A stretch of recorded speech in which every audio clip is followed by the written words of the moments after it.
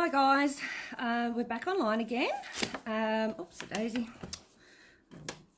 Open my glove up. I'm just putting my gloves on, which I have online. They're fabulous gloves. They're called really nifty quilting gloves. And I just slip them on nicely with middle finger, you can see there. And that I can wear these all day with no overheating because I have that internal crock pot cooking away. And just pop that over there, keep them out of my way, and I'm ready to go. Now I also need my eyeballs on, as without my eyeballs I can't see this stuff moving really fast. I'm just setting my machine up where I want the needle to be, and then I'm just waiting for my eyeballs to stop overheating my glasses, and I'm just making sure my attention is still on 6, around about there. Now these are some of the designs we've done over the last few days, and I really only have maybe 2, definitely 2, but maybe 3, I might make a smaller one there, sections to do.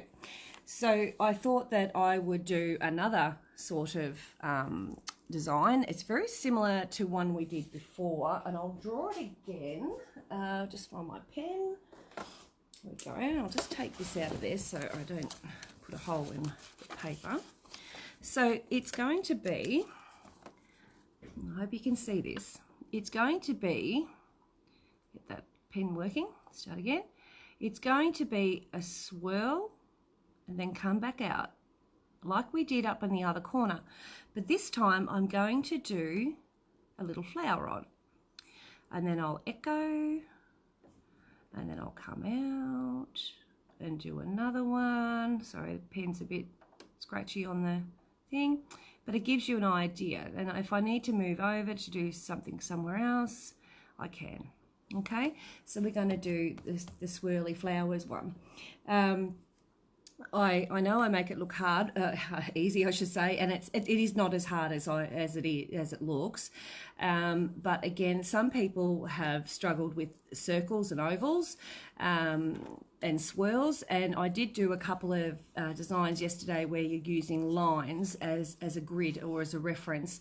So if you want to look at those other videos, they are on YouTube and on my website, and also within my Facebook site. So you're welcome to go back, look at them, download them, and keep them for future reference. So this is the design here we're going to do now. I have a reasonably good sized area. Just lift my foot up. I've got plenty on the bobbin, just check that for now. Should be able to get through at least the next section. I apologise for my hands being in the way. I'm just unhooking that. Because, you know, we're all quarantined, so I'm doing this on my own, so there's no one there to move the camera around for me. I'm also doing a bit of a stipple in here because I've done circles and a stipple, so I'll finish that bit there first, and then I'll do that, I'll leave that one there, I'll do something different in there, and I might create another section, and then I'll do those swirls with the flowers. All right, now I am overheating and my glasses are fogging up, so bear with me. I might have to stop and start a few times. So I hope you've enjoyed the last few videos. I've tried to give you lots and lots of detail and lots of explanation of what I'm doing. This piece is sold, which is lovely to know that someone enjoyed it as much as I have. I'm just going to roll it up just so I can get to this area without knocking things off the perch. So I'm just using one of those big quilted needles because they're really big. I'm just hoping I don't stab myself like I did yesterday. And then I'm going to come around this side and pop in a smaller one because I don't have 2 on me at the moment, and just hook that in there and bury the end of it. Again, I'm fogging up.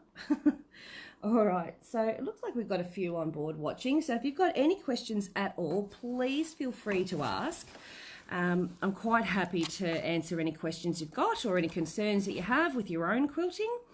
I put my needle down, let it go loose. I'm just gonna trim that little furry bit off there and needle up, and there my tail just disappeared. Did you see that?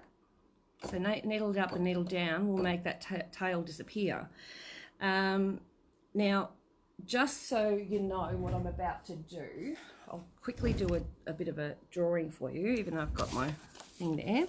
So I'm going to do a micro stipple, like that, little tiny things. I do lots of that, and then I'm going to do the circles. I'll do about, 12 of those. You go one way and the other, and I'll tell you what I'm doing as I'm doing it, because I talk a lot. And then, once I get to a certain point, I'll do some more stipple. So we're going to create that sort of thing, okay? All right, let's see if I can do this without overheating completely. It's a bit humid here today, even though it's, I think it's just the rain we've had. Now, to do this, I need to have the machine a little bit faster than you normally would. And, oops-a-daisy, that sounds like a breakage. And I'm going to cut off. Just bear with me. And lift that up. That was definitely a breakage. Put that in there. See, it doesn't just happen to everyone else. It happens to those who do it for a living as well. It's good, eh? It's good to see that you're not the only one. Oops, a days. Try that. Lift it up a bit. Lift that foot up. The needle up a bit more, and then I'll thread it. All right. I'll just grab that knot of fabric out of thread out of there. Trim it out, and I might just check on the back. Clean that up a little. So all these little knots and things like that on the back, they are all going to disappear because I have a tool that I can shave it with, which I love. And I was trying to remember the other day where I bought them from, because I've sold out and they're really, really good. So I'll try and remember that and see if I can get some more in stock. They weren't cheap, they're about $38, but by geez, I've used it so many times, it's not funny. Okay, so that just made another noise, but we'll give it a whirl and see what happens. Lift the foot up, put that in under there. Try again. Let's grab that thread this time, just make sure it's cut off. Foot down, and we'll bury that thread again. So needle down and needle up. There it goes. It makes a bit of a knot. Inspiring me to give it a go. Good on you, Janine. That's awesome. I saw that you're doing some stippling. I'm hoping that you're enjoying it, because that's the idea of it. Alright, lots of little tiny movements for micro stippling, and the beauty of this is if you do go over the same lines, it's no biggie. Because I can guarantee you, tone on tone thread with fabric, you're not going to see it. Now some circles. I'm going to go one way and then the other, and come back around to the point I want to start the next one. So I go to the right, back right around, and then to the left. Now, make mention that I don't really want to create a line of them, so I will go all sorts of directions, but it's generally to the one way and then to the other, just to create that full circle, and sometimes, most of the time, going around a quarter of the length to probably half the way back around again. And then I'm going to do a bit more stipple. And you see I've got a bit of a line there with the circles, so I'm going to break that up in a second and do a couple of more circles in there, but I'm going to do up here first and fill up this area, a circle, all the way back around. That was all the way, and then to the other side, to the right. And you can see my hands are really not moving much at all. They're just little short movements. And another big one. And but I like the circles to be different sizes and different shapes, and some are oval, and you know, call them circles, but very loosely. They're very loosely circles, so they're not real circles. It just makes it a little bit organic, and I love the organic look, as we all know, those who know me. So the next lot of stippling, and if you remember yesterday I was saying that, the last couple of days, that this foot is not an open toe, so it makes it a bit harder for me to see where I'm going or where I've been. So sometimes I have to go back over a previously stitched area just to fix it up, which is fine. But if you've got an open toe foot, you don't normally have to do that, because the open toe gives you plenty of access to see where you need to go. So lots of little movements, just short, one way, then the other, and back around, go to the left, go to the right, and back again, and then a little bit of a stipple. So I'm not really counting, I'm just sort of doing an average numbering of them, sort of how it looks for me, and I'm going to do some more just to join up those circles down there so they don't look like a complete line, and then I'm going to do a bit of a stipple.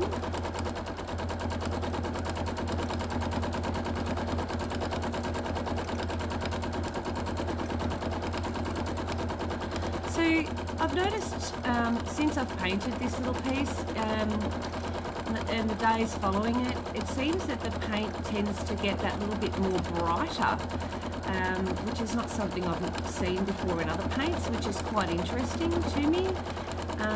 I wasn't expecting that. It just seems to have a bit of a brightness about it, which is quite lovely.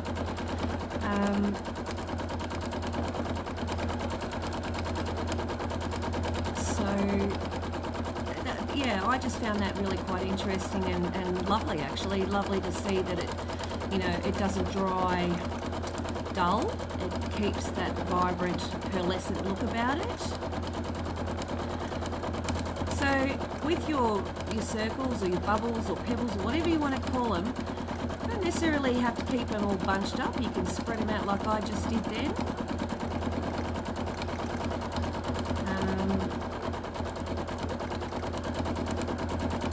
Have some larger ones and smaller ones.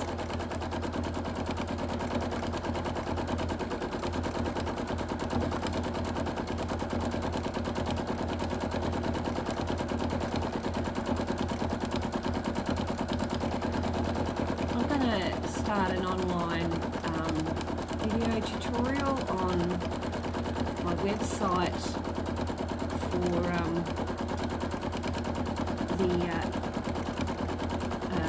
what they call it. I'm blank now because I'm concentrating on this. Stained glass windows quilt that I created. It's nice. It looks like licorice all sorts, and I think we should call it that.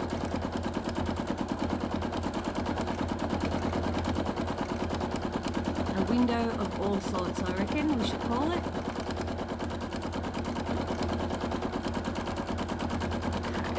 Nice big one now, a little one in there, and let's just stipple in here.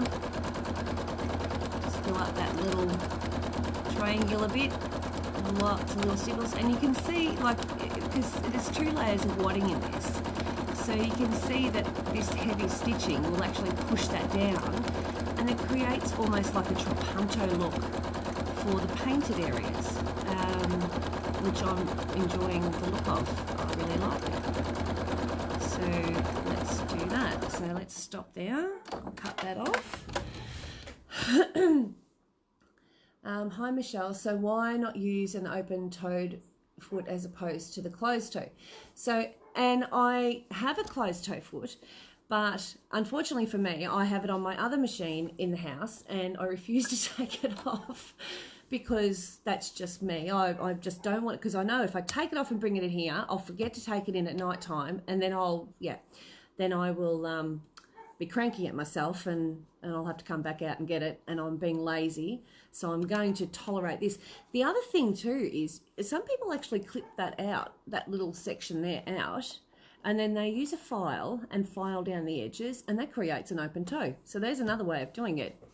Dottie, hi Janine, doing lots of sewing, I see. Yes, Dot, she is. She's getting into that free motion quilting, which is fabulous. So I'm just going to section off this bit here. It's probably going to get cut out, so I'm just going to do a really quick stipple because the stem's sort of finished at that point. So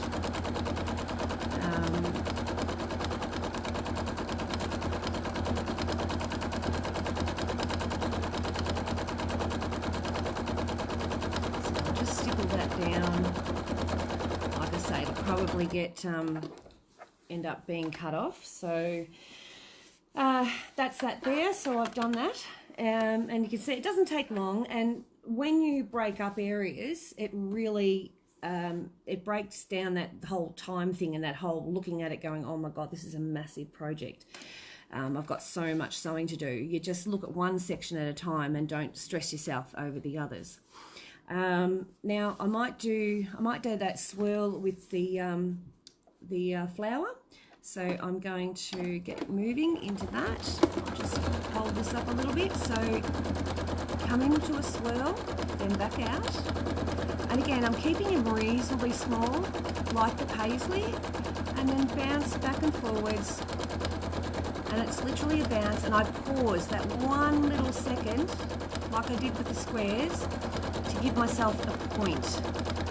If you don't pause, you'll get rounded ends on those feathers, on those petals. So around one way, come back out, and in one petal, another petal, another one, and I can go all the way in here, come out and echo, and I might go all the way around to the other side.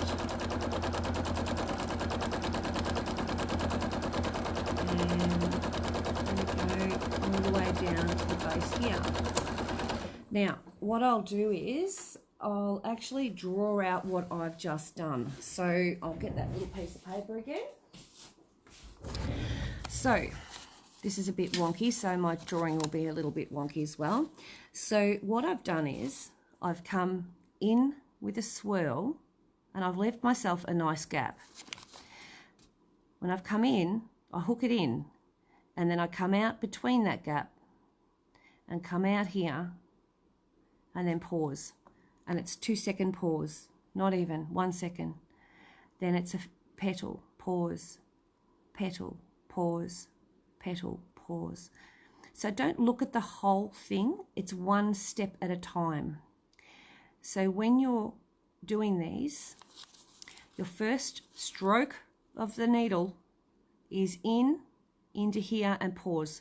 If you don't pause here, you'll get a rounded end, all right? So you pause and it comes back. Oopsie daisy, pen's decided not to work. So your rounded end, if you don't pause, you're going to get this, okay? If you pause in there like that, you'll get, and bounce out, you'll get a point, and that's your second stroke, okay? Then third, fourth, fifth, 6th, 7th, 8th, 9th, 10th, and so on.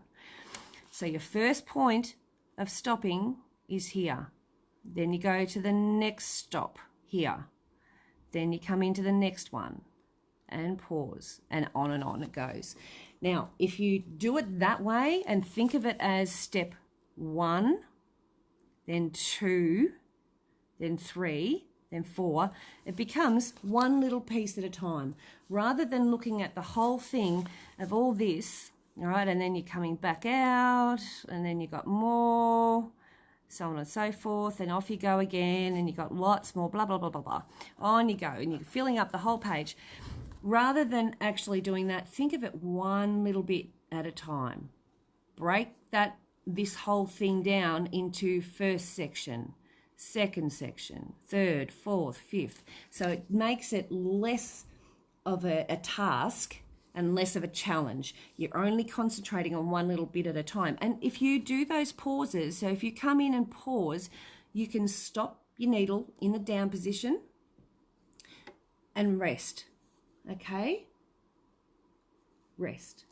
Then think about where you got to go next. So next, I've got to come back out, right?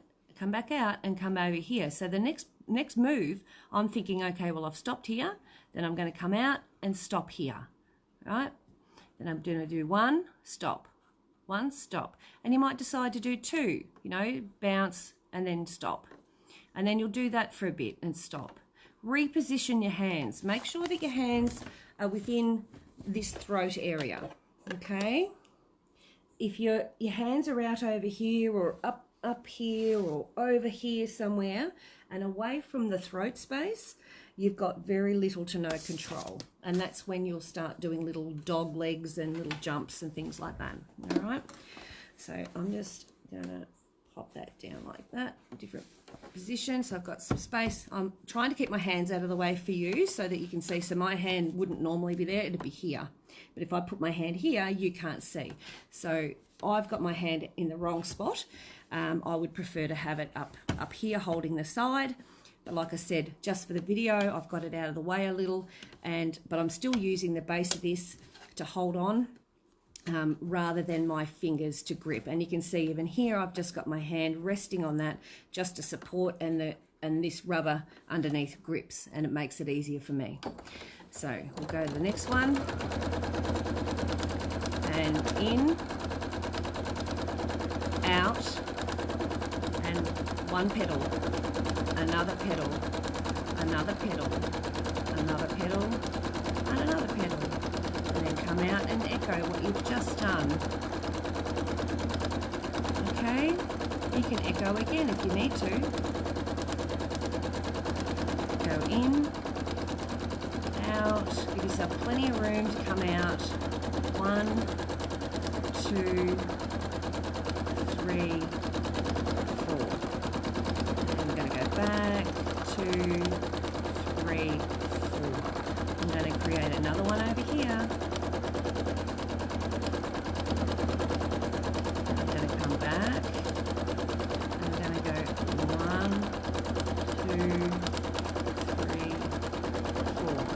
And then I'm going to travel or echo back around and make my way around the other side and just do another one. Now because this is so tiny, if you do make little boo-boos and the thread is tone on tone, you're not going to really see them. Okay, so don't panic, don't think that it all has to be immaculate. It's going to be what it's going to be, and the best thing you can do for yourself is relax. The more you tense up, the higher your shoulders go up, your arms start aching, your shoulders start aching, your neck, the whole kit caboodle. Okay. 2, and every time I want a pointed thing, so a point in there, and then back around here, and then come up in here, like a new one, I will pause, and you'll see it's just a split second, not long enough to create a knot, but enough to create a point. Does that make sense?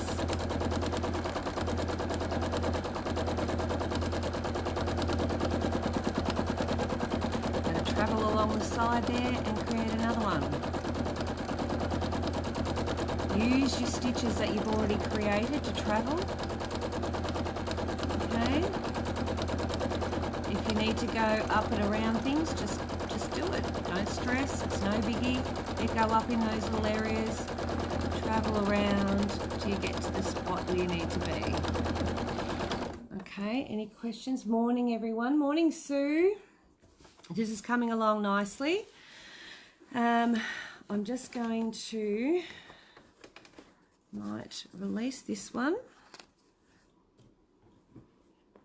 and fold up this way. I've got a pin in my mouth just so I can do it this side. I have a pin in my mouth. These pearl head pins I love. I use them all the time. Morning, Stella. How are you? Okay, so I can keep my hand down here and it's out of the way of the camera, so that's good.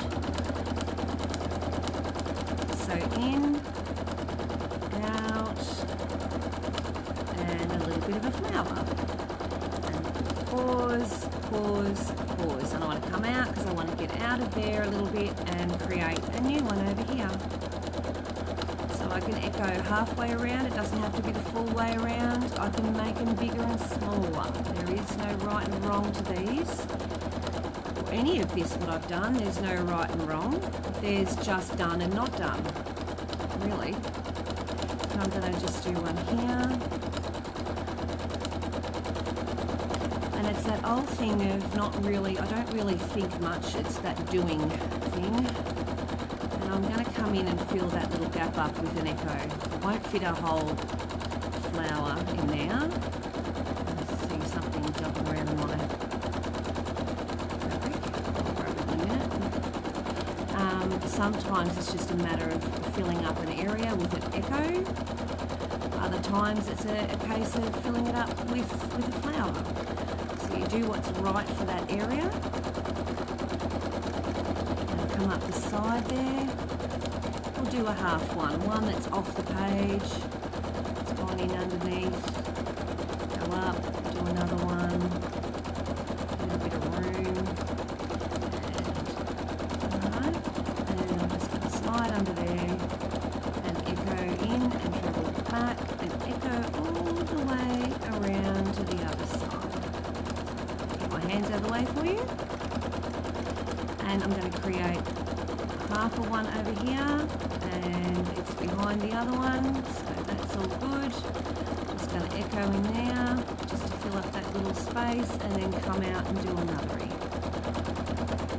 Alright.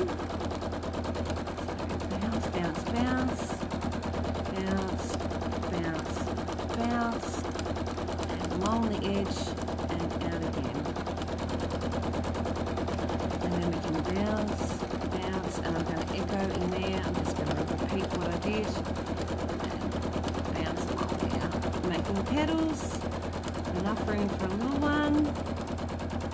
I might just sit in there without petals on one side and just a couple on the other. Echo them and then just echo. I can see a little bit of a gap and echo in there. And bang, she's finished. Good morning, Gidget. That's good, Stella. I hope you had a good sleep. So here, effectively, I have done that little swirl with the petals, just like that one, all through there. And now I need to create another area. So I'm going to come over here and I'm using that red line on this foot here as my guide. Needle down, needle up, bury my thread. And I am going to create my little gap. You can see how puffy it is, and it pinches up. But because we're going to quilt it to death, that'll all disappear. That's the one thing I love about this. Heavy quilting will get rid of any little, indiscretion. Like we had that little crease there yesterday, and I just stitched it in, and it was what crease where. I can see one creating over here. I can see one here. You see that's happening there. And I'm going to stitch that to death so that it goes away. Alright, so I'm just going down here. I'm going to stop. And I'm going to create a second area. So I'm going to just run down the side. And as you can see, I've been starting sort of in the middle of leaves and things like that. I'm not going to points. I used to do that, but it sort of looks a bit weird. So I'm going to come over here and create that using my gloves, just holding firm. So my fingers aren't being used other than to hold the fabric away. And I'm going to come back, and I can see it pinched, and I'll fix that up. I love, love, love the fact we can do. So I'll come back with some black thread and fix that baby up.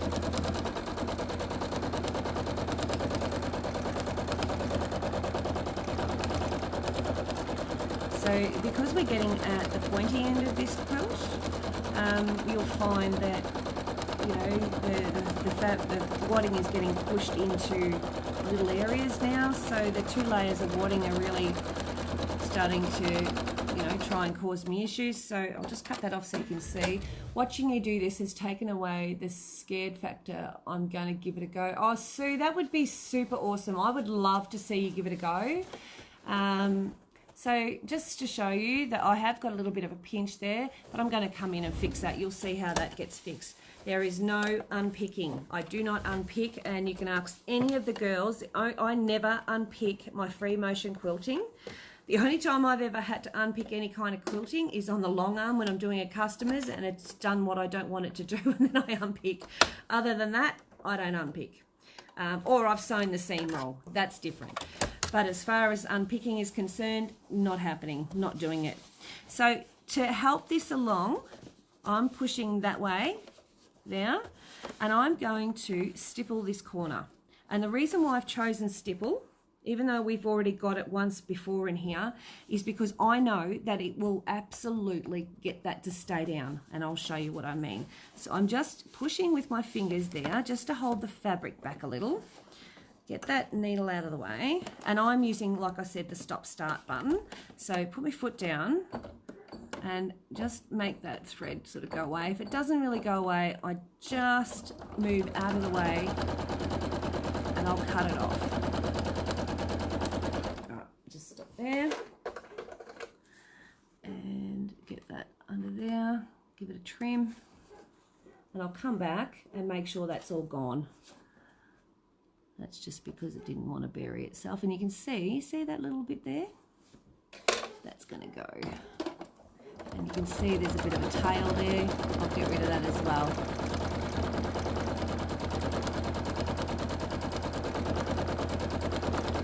It wants to stitch itself in. It's just been a little booger. So I'm going to get it out of there and trim it off. Sorry for the fat hands. Okay, so I've now stitched that down, okay? So don't be frightened to go back over where you've been, and especially with this micro stippling stuff, you can really get in there and go back over it, you know.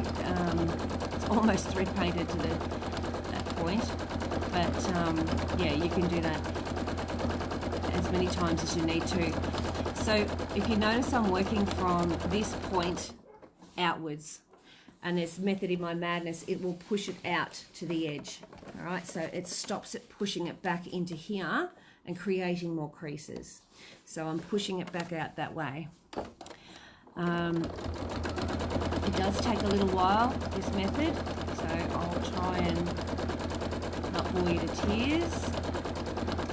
But I'll do this one, and then we'll go have a bit of a cup of coffee or cup of tea, and we'll come back and try and do the last little bit.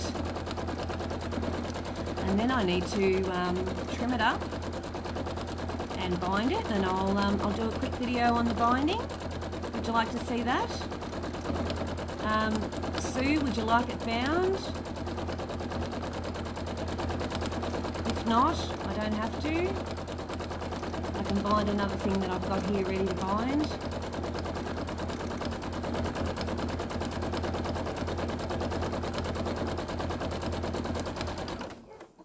So I've stopped too many times, there's little knots there, but I'll get rid of them as well.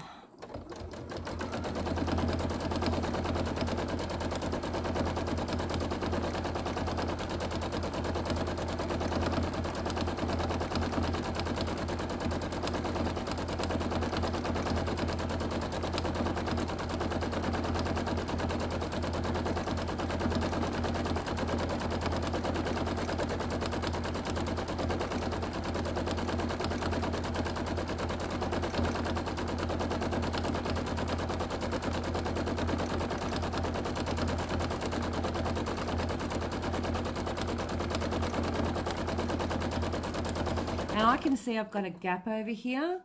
Yes, please, for a wall hanging. All right, well, I'll pop a sleeve on it as well then. And I'll get a signature, I'll do a signature block. And how about we do this all on camera? So that way you guys pretty much see the process of the whole thing from start to finish. And my job is done. So I'm going to come back down that straight seam there and just stitch that in there to death. Come back up my straight seam and keep going. How do you like that? It's cool, hey? If I wanted to, I could have just done this big long ziggy-zaggy thing in there and you wouldn't have even known that I travelled like that. And I love the fact that this makes it look suede-ish. It looks like a suede, doesn't it? Gives it that sort of suede look. So I'm just going to come back over here. As long as you don't make the lines too straight, it won't look wrong if you have to travel inside that stitching. Alright, so I'm just going to come over here because I can see it's starting to bubble. Just going to go back over that. This is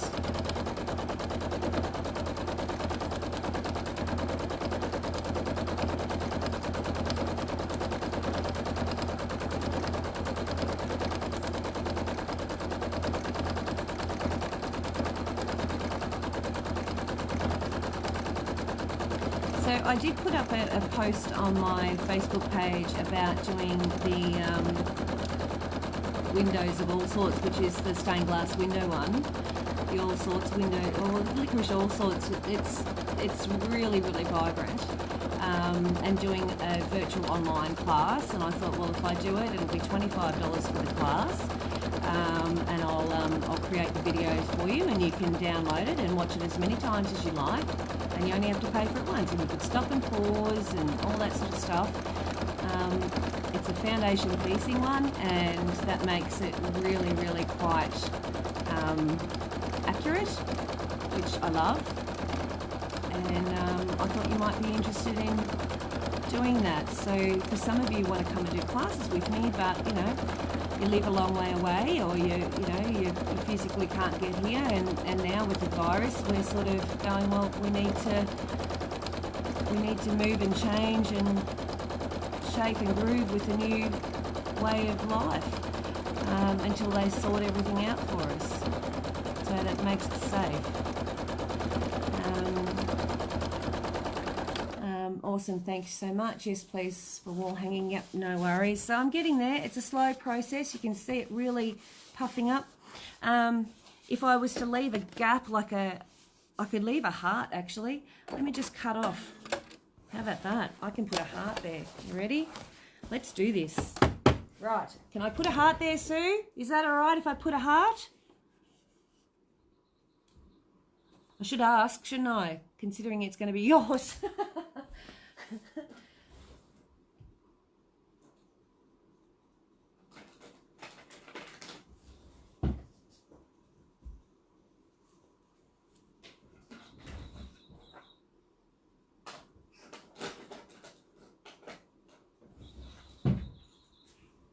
I'll just wait for Sue to let me know before I go on any further. You can say yes or no, it doesn't matter. I'm happy not to.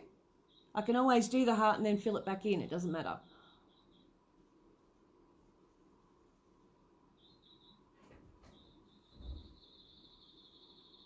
Absolutely, done deal. Alrighty. So let's draw, actually I'll just rub that out. How cool is that? That's a sew line pen, by the way. They're like a ceramic sort of thing. You can get them at Statewide Sewing Centre. That's where I got mine from. Now, I'll do a heart. Let's make it a little funky. Let's give it a little high bit up here, and then a little lower bit.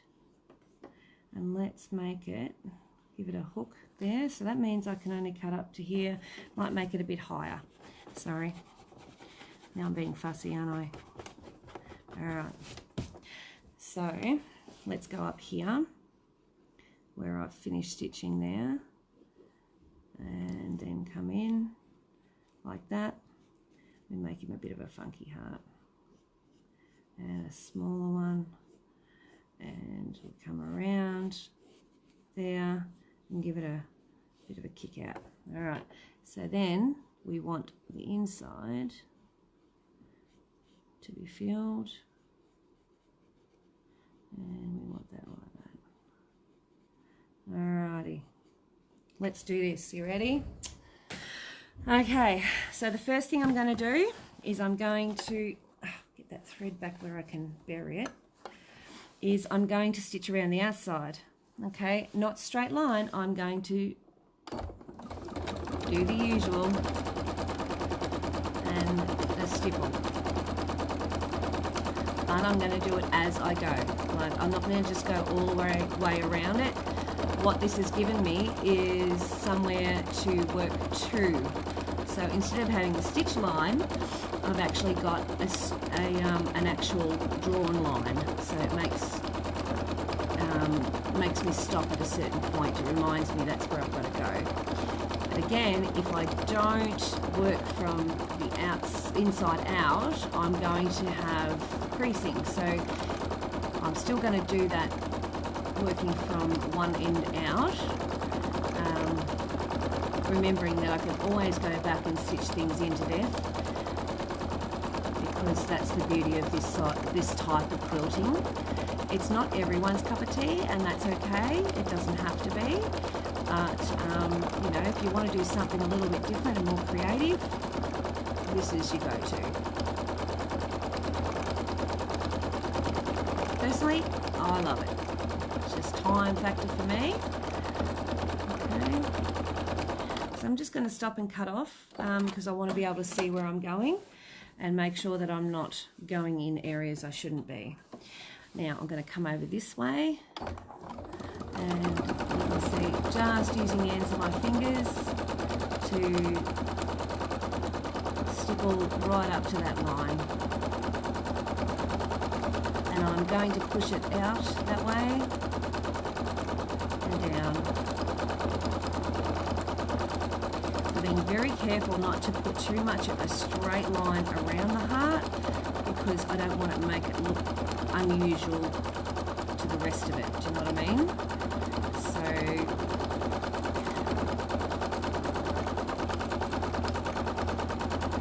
you know, it doesn't have to be a heart too. It could be flowers, it could be anything you want it to be. You can do a name, which we won't be doing now because I've actually got no room to put any more names.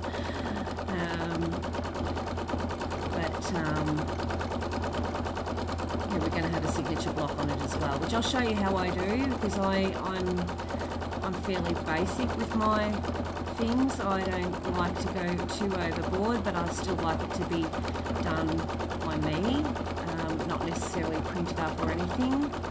So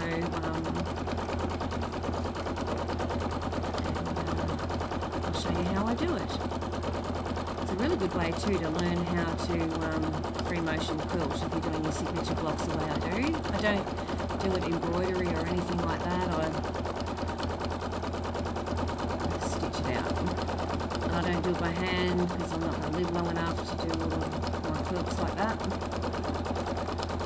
So you can see I'm sort of working backwards and forwards, and you know, just to create that pushing effect from one end of this block to the other, or section to the other.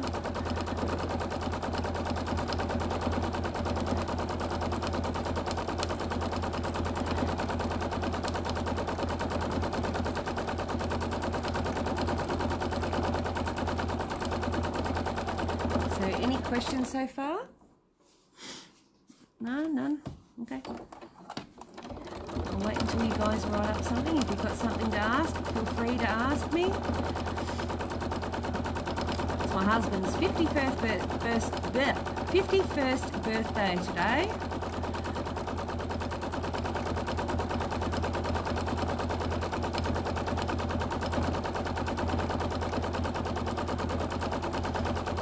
The old bugger.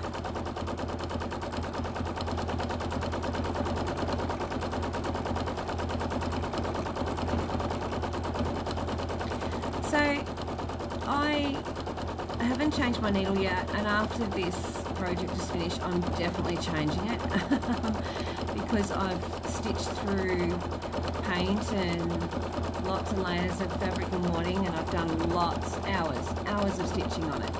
So it is going to be necessary for me to start thinking about changing that needle, that's for sure. But I think that one needle has done an amazing job. It's done a lot of work. It done work before we got here, like before I started videotaping and that today. Oh, I think it's done an amazing job. And that's those Superior needles, and they're titanium. So they're based with titanium, which makes them super duper strong, which they need to be for me.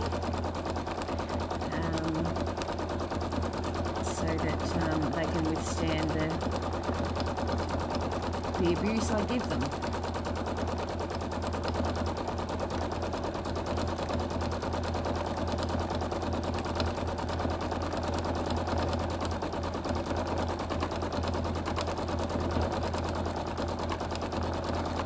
So I will stop and have a quick look at what I'm up to on and off. Just so I can see that I'm going close enough to that line and creating the look I want to create. Can you use them on faffs? Him not old. Yeah, oh no, he's not old. I presume so. I've used them on any machine, unless they've got a different type of needle that they use, which I don't think they do they? They just use the same needles, like Schmetz or whatever they are, but they're, I think you can use them on the faffs. In fact, I pretty much think I have used them.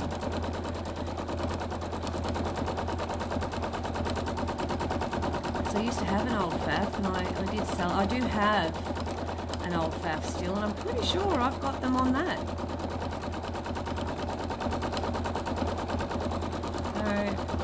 You know what, if you use them and they're no good, you send them back to the Gidget. That's what you do. You just tell me and I'll give you credit and you can send them back.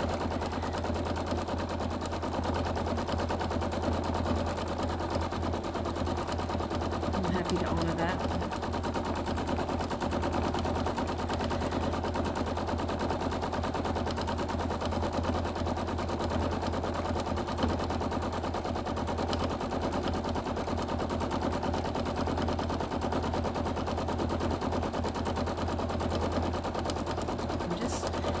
See me just stitch that down. See how it's flicking up in my face? It's annoying. So sometimes I'll just go past and stitch it down, just because it's annoying. And I'll just move quickly over it, just to, you know, like that, and just stitch that down so I can see, because it's annoying. I can't see. I'm just going to cut off and have a look. What size do you use for free motion? You make it look so easy. I like your gloves. Debbie, these are fantastic gloves. They're on my website. They're called, if you were to Google Michelle's Patchwork and quilting gloves, you'll come up to it. But michellespatchwork.com, you'll find them. Or you can send me a PM and I can send you an invoice and pop them in the mail to you. Now, Kidget asked me another question. I think I'm using a size 14 here off the top of my head. I'll just have a look what I've got in here. Where'd I put them? Oh, might be, I think it's in the back here. I've got it in the back here. What's that one?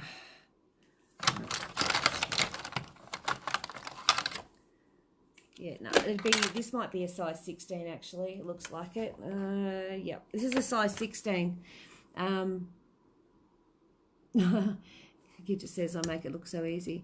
I tend to use a 14 or a 16 in my top stitching, especially when I'm using any kind of shiny thread. Anything that's going to shred easily, I will do that. Yeah, it just makes it less likely for me to smash them. Are you sitting at front or side of your machine? I'm sitting at front. So you're facing the side and I'm sitting at front of my machine. So I can see that I've just come in a little bit too far on that section there, so I'm going to smooth that out a little. That one as well. Do that. Keep going.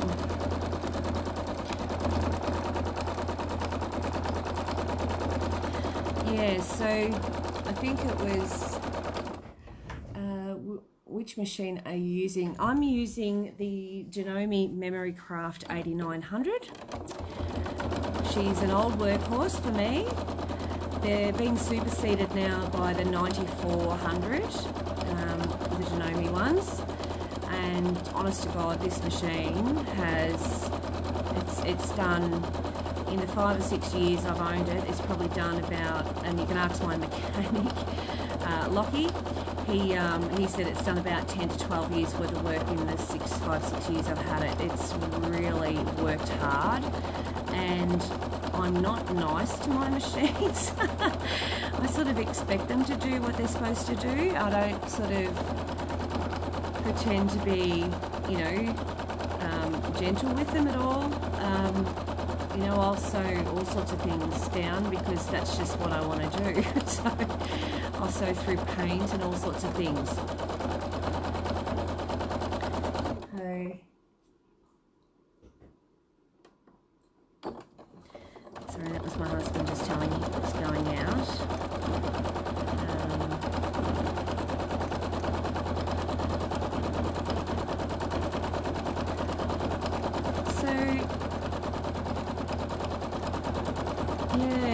This machine has really had it tough, but it still goes and it does not stop. It, you know, worst case scenario is I need it in for yeah, an 8900. So yep, it is an absolute workhorse, this machine. I love it. 20,000 Ks, one owner. Do you know what? I wouldn't even know. Is there a stitch thing on this? Because I wouldn't have a clue. I reckon that it's done easy that or more. It'd have to be done millions of Ks, I reckon. So I'm going to cut off there because I want to start back up the top and I don't want to create a straight line around here. You can see it's starting to create the puffy look there. And I also have a 14,000, a Janome 14,000, which has been superseded by the 15,000, and that is embroidery and machine, and just, you know, machining, quilting and sewing, and that machine cops it just as much, and it doesn't matter that it's, you know, 5, 6, 7, 8, 9 grand or whatever they currently are, but I don't know what they are now. I think you can't even get them anymore in the country. But the new ones, if I was to buy a new one, you know, it would cost me, you know, 15, 10, oh, I think about 10 grand or something like that. So, but I will make my machine work until it just cannot work anymore. Like, I'm cruel. I'm a cruel mum. And you can see that I sew through anything. I have sewn through all sorts of materials. I'm just doing the centre bit of this little part just because it's on my way to the edge. If I was to leave it so all around and then come back and then do it, I could end up with more creasing issues. So if I do it now while I'm on my way, it's sort of in the area of where I'm going to. So I'll just cut off there so you can see. They should but put a speedo on me. I think you have done about 20,000 the last few days. I have. I'm doing micro quilting at my machine at the moment too. Oh, awesome, Sue. So you can see here, I've just done the center. If I do that as I'm coming across, then I won't end up with creasing. Got a little bit of a knot there, so I'm going to trim that off because that annoys me. And it won't affect anything because there's not a chance in Hades any of these stitches are coming undone. So I move that out again, and I will, that's a bit harder for me because I've got nowhere to really put my hands. If if I put them, I think I can put them there and you guys can see it. You can still see it, yep. Just so that I'm using the gloves and not my fingers. The more I use my fingers, the more chance I'm going to have that tendonitis issue again. Those who've actually bought these gloves have loved using them and refuse to not use them, like they don't take them off when they're sewing. I've been known to finish for the day, walk into the house and do stuff around the house and then realise half an hour later or an hour later that I've still got them on because they're so comfortable I don't even notice it. And it's not unusual for me to go out and have a coffee and, you know, fiddle fart around the yard there and realise that I've actually got them on still. So I do find them very, very comfortable and very, very effective, especially with the ergonomical side of things, you know, keeping your shoulders in a down position because, you know, that's when you get that sore neck thing. So I can see it's starting to pucker a little, so I'm going to come back over here and work from behind. And I'm wondering when my bobbin's going to run out, and I'm hoping it'll let me finish. So I'm just going to have a quick squeeze. Oh, it's going to be close. Love my purple ones, yes. So yeah, I only get them in black now. Good morning, still quilting, Carolyn? Yes, I am. I'm almost done. I've got one more block after this, but we'll stop once I've done this actual square. I've made a heart in there. I'll show you that a bit more when I sort of get to the end.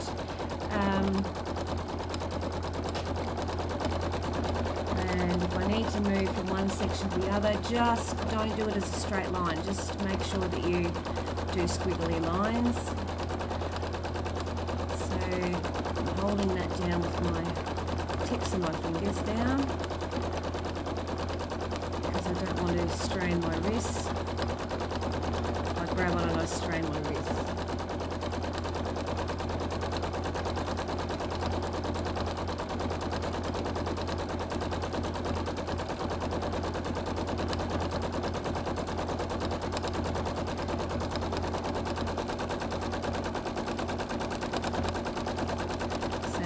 I'm just sort of going towards the edging of the piece, so from the inside out on this block to reduce any puckering.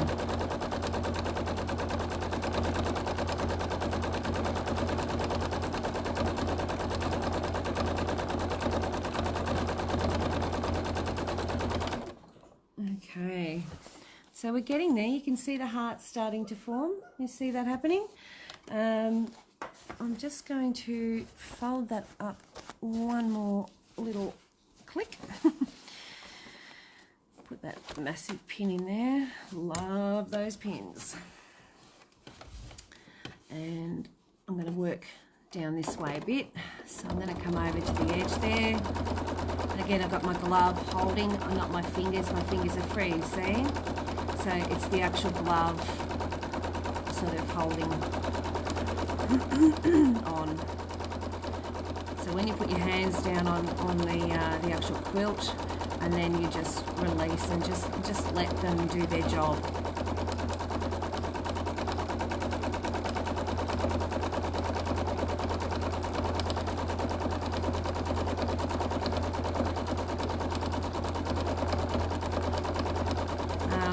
When you're doing this micro stippling, if you get a little bit of a knot or whatever, just sew it in. The only reason why you've got a knot is because you've sat in one spot too long.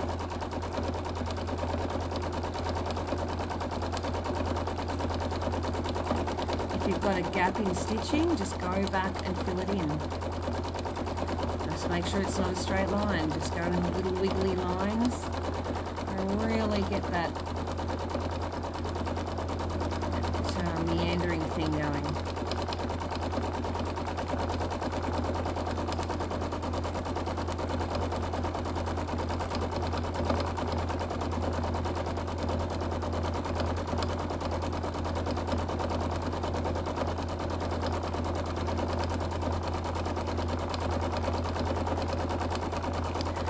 I got some fabric in the other day for my Candy's Garden quilt. So I'm almost ready to put that together. The koala quilt is so close. It's not really, it's just ridiculous. But with all this happening, it's sort of slowed me down a little bit on it. My biggest concern is getting everything written up properly, but I do have a list of names. Now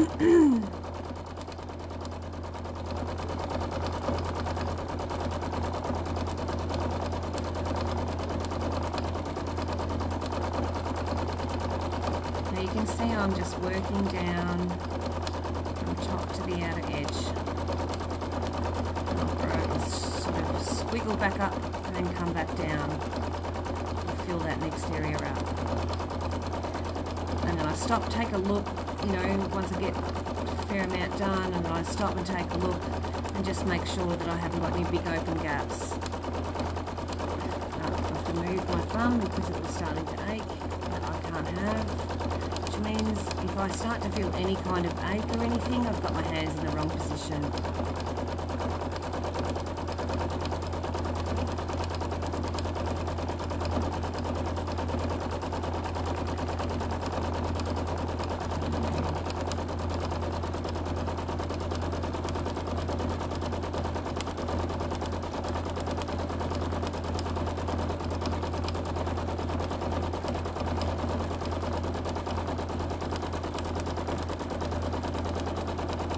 I don't reckon my bobbin's going to make it, you know.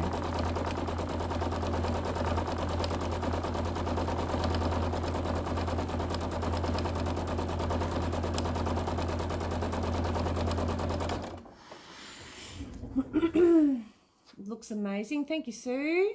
Good morning. Yep. Hi, Karen. How you going? Karen says hello. I've left a little bit of a gap, so I'm going to go back, stitch that little booger in.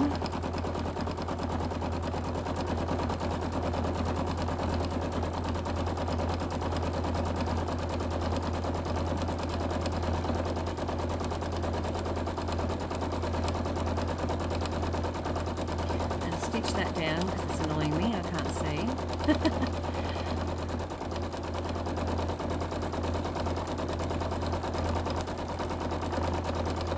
And you'll notice that when you get close to the edge of anything, it's more difficult to hold on to. That's why I tend to roll this, so I've got something to hang on to. Like I say, just be careful that you don't hurt your hands or your wrists or your thumb, you know, your joints. There's only one of you. Keep everyone healthy, and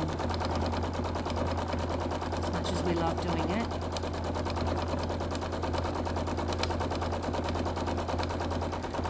So, you know, I've sat for quite a while doing this. I normally suggest to people, you know, like I've got a bit of gaps there, I'll come back and do those.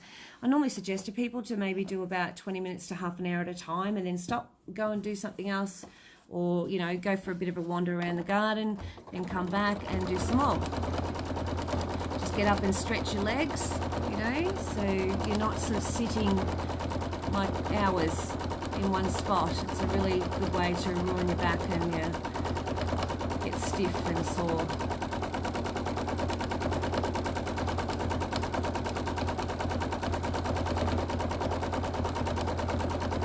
So if anyone's interested in the needles that I use, the Superior needles, I do have them on my website, or you can PM me.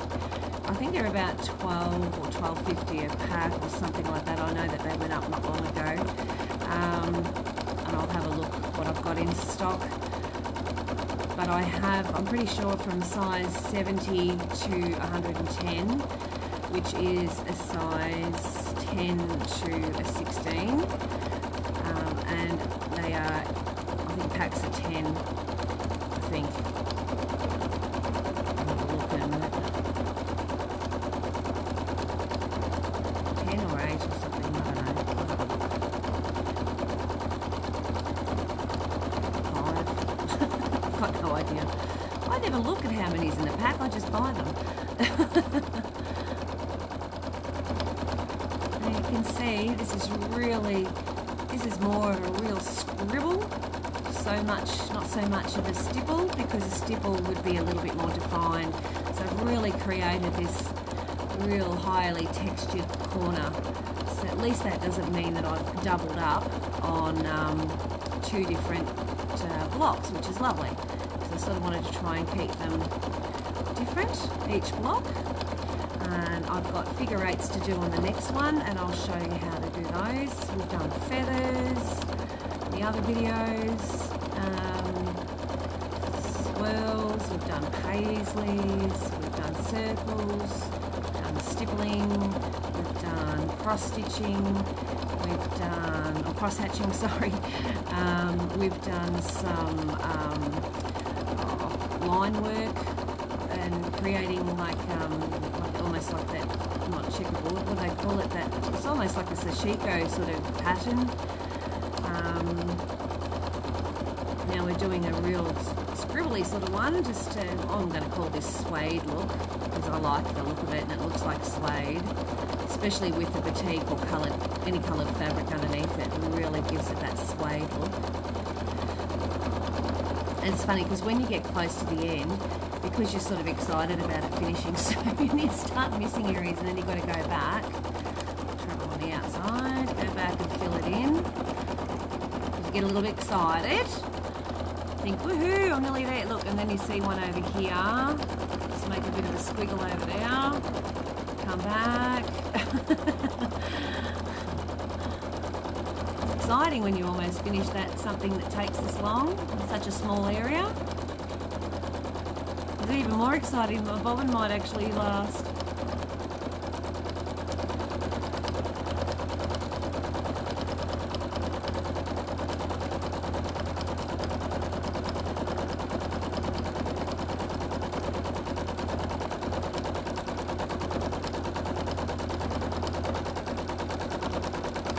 You can see how textured it is. It's just beautiful. Love it.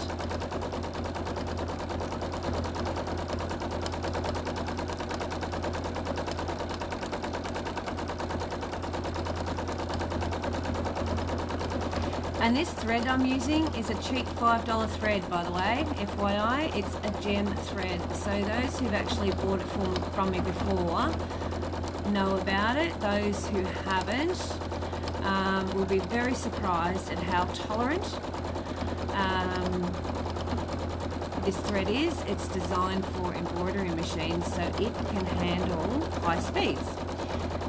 Some colours are a little bit more temperamental, like the reds, or sometimes the dark purples and things like burgundies and that. And it's because of the dye colour, the dye lot tends to create a different texture on the thread. But as a general rule, I mean, I use them on the long arm all the time. I use them sit down sewing all the time with quilting, and they are just a cheap general thread. And that's not to say that your other threads aren't good. They are, of course. But if you're doing a lot of sewing like this in one spot, it's really nice to have something that doesn't cost you an arm and a leg. All right, heart's done. Look at that. So we'll go and take a little break. I like that it doesn't have a straight line around it. I like that it's a little bit, okay. That looks cute. So we're going to do we've got one more block to go. I'll just unpin this because I've got it pinned down just so it doesn't get in the way. So we've got one more block to do here. You see, look how puffy that is. Like, it's really huge. I think when it's quilted like how you have done it now, free motion quilting, it gives your quilt more warmth. Look, I mean, they are quite heavy when you quilt them like this. They're quite like stiff. They are stiff, which is perfect for something that's a wall hanging. To quilt it this heavy on an actual quilt could make it a bit stiff, and but you know what? I think that if you've got 2 layers of wadding in there and you do all this heavy stitching, it is going to be warm. It'll be stiff, but it'll be warm. It's going to really sit down flat. when you put it on a bed. But could you imagine doing all this amount of sewing on one big bed quilt? That would just about send you berserk. So it's just probably only do it in small areas on a big quilt. But we'll be back soon. I will go for about half an hour. Might have a bit of something to eat, so make it about 45 minutes. And we'll come back and do this last section, and then we'll trim it, and then we're going to put binding on, and then we're going to do a sleeve and a signature block. All right, so that is today's task, and I'll be back soon. Bye.